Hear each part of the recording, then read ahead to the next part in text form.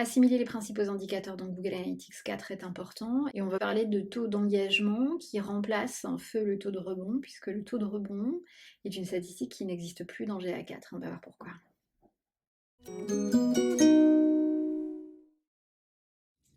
Le taux de rebond est un indicateur de performance qui a été utilisé depuis longtemps pour comprendre dans quelle mesure les utilisateurs interagissent avec votre site.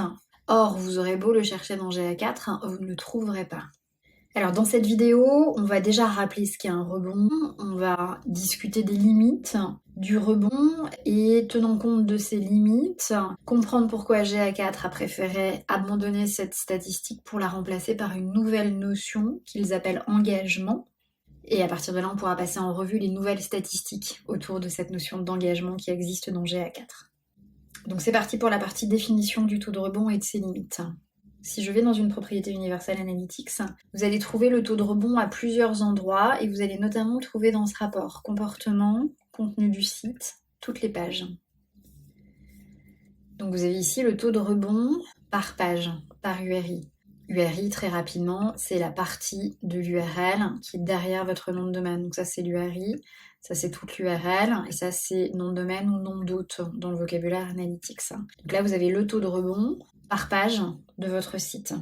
Alors c'est quoi un rebond? Un rebond se produit quand un utilisateur consulte une page et repart tout de suite après. Pour être plus exact, un rebond, c'est quand il n'y a qu'un seul appel, un seul tag qui se déclenche et qui envoie des informations au serveur d'Analytics. Donc j'arrive sur votre site, une première page se charge, le tag se déclenche, j'envoie des informations Analytics et je repars tout de suite après. Il n'y a plus d'autres tags qui se déclenchent. Ni un tag lié à une nouvelle page vue, ni un tag que j'aurais déclenché suite à une interaction avec le site.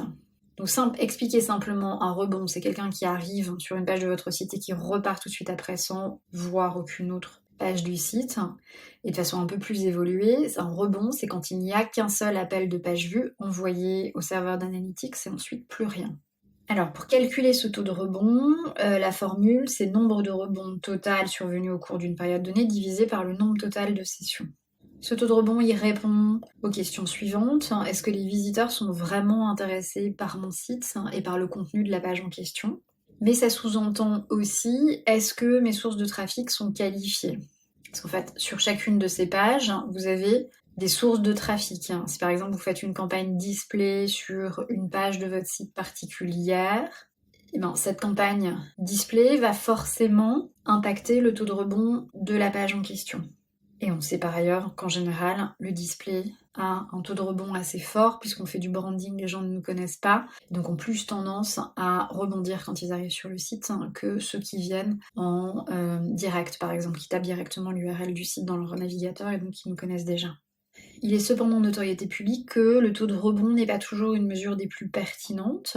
Donc si on prend par exemple le cas d'un article de presse ou un article de blog, que le taux de rebond soit particulièrement élevé sur ce type de page n'est pas très étonnant parce que dans l'idée, les visiteurs viennent lire le contenu et ensuite repartent. Même si évidemment, l'enjeu, notamment pour un site de presse, c'est de faire de la page vue, donc de faire en sorte que les utilisateurs voient d'autres pages. Donc le taux de rebond est toujours à remettre en perspective en fonction de la nature de la page et de la nature du site. Et par ailleurs, le taux de rebond n'a pas vraiment de sens dans une application mobile, parce que dans une application mobile, les utilisateurs ne génèrent pas de page vue à proprement parler.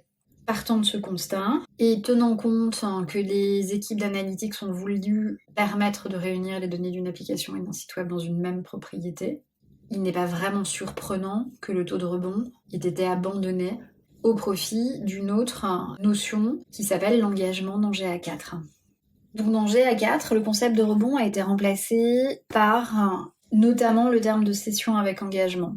Donc bye bye le taux de rebond et bonjour à la notion d'engagement. Et c'est quoi une session engagée pour GA4? L'utilisateur doit effectuer au moins l'une des 3 actions suivantes au cours de sa session. Il doit être resté pendant au moins 10 secondes sur une page du site dans l'onglet actif du navigateur ou sur un écran de l'application exécutée au premier plan et ou avoir réalisé une conversion et ou avoir vu au moins 2 pages du site ou 2 écrans d'un point de vue de l'application.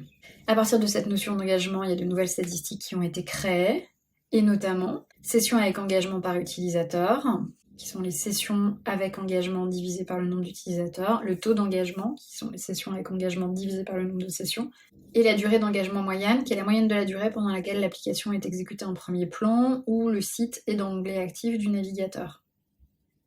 Où est-ce que vous allez pouvoir les trouver, ces statistiques, dans les rapports GA4 ? Eh bien, en plusieurs endroits. Donc vous avez notamment ici une section engagement. Si je vais dans vue d'ensemble, on me parle de durée d'engagement moyenne, de session avec engagement par utilisateur, de durée d'engagement moyenne par session.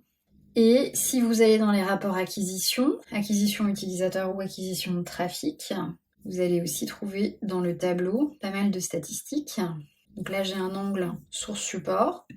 Et pour mesurer ces sources support, je vais retrouver session avec engagement, durée d'engagement moyenne par session avec engagement par utilisateur et taux d'engagement.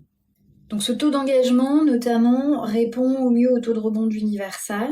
Mais si on y réfléchit un peu, il couvre plus de situations que ne le fait le taux de rebond. Par exemple, être resté pendant au moins 10 secondes sur une page du site sans visiter une autre page serait considéré comme un rebond dans Universal, alors que c'est considéré comme un engagement dans GA4. Donc votre taux d'engagement sera toujours supérieur à l'inverse de votre taux de rebond. Si votre taux de rebond par exemple est de 35%, votre taux d'engagement sera forcément supérieur à 65% puisqu'il couvre plus de situations que ne le fait le taux de rebond. Ok, je vous ai montré un rapport tout à l'heure dans Universal où on avait le taux de rebond par page, par URI du site. Ce rapport-là, pour le moment, il n'est pas disponible dans les rapports standards de GA4, mais par contre, pour information, vous pouvez le reproduire dans le centre d'analyse. Donc, je vais dans Analyse, centre d'analyse. La technique qu'on va utiliser, c'est la technique de l'exploration. Voilà, et à partir du moment où vous êtes là, hop, on va passer sur un rapport déjà configuré. Donc ici, il faut nommer votre rapport, donc je l'ai appelé engagement par page. Vous mettez la période qui vous intéresse. Et ici, on a deux panneaux. Donc on a un panneau variable et paramètres des onglets. Variable, c'est là où vous allez choisir vos segments, vos dimensions, vos statistiques. Vous pouvez ajouter une dimension ou une statistique ou même un segment en faisant une recherche et en sélectionnant la dimension ou la statistique en question. Et dans cet onglet-là, vous paramétrez le rapport qui va se construire à droite. Donc comme technique, on a pris une technique d'exploration. Dans ligne, vous faites glisser la dimension qui s'appelle chemin de la page et vous supprimez éventuellement, en cliquant sur la croix, les autres dimensions qui sont prédéfinies par Analytics. Et en dessous, dans valeur, vous mettez session avec engagement par utilisateur et taux d'engagement. Pas de filtre spécifique à utiliser ici. Et donc voilà, ça vous donne notamment votre taux d'engagement par URI, par page du site, qui est à peu près l'équivalent de ce rapport-là dans Universal. Il me reste une statistique dont je voulais vous parler dans GA4 autour de cette notion d'engagement, c'est ce qu'ils appellent la durée d'engagement. Donc un événement est envoyé à Analytics à chaque fois que ma navigation marque une forme d'engagement sur les critères dont on a déjà parlé. À chaque fois qu'un de ces événements est envoyé, vous voyez qu'il y a un paramètre lié à cet événement qui s'appelle Engagement Time MSEC, ça veut dire millisecondes, qui donne par exemple la valeur 23,81 qui donne 2 secondes, 4. La durée d'engagement telle que la calcule GA4, ça va être la somme de toutes ces valeurs durant ma session. Du coup, vous voyez que le calcul est différent de la façon dont est calculée la durée d'une session dans Universal.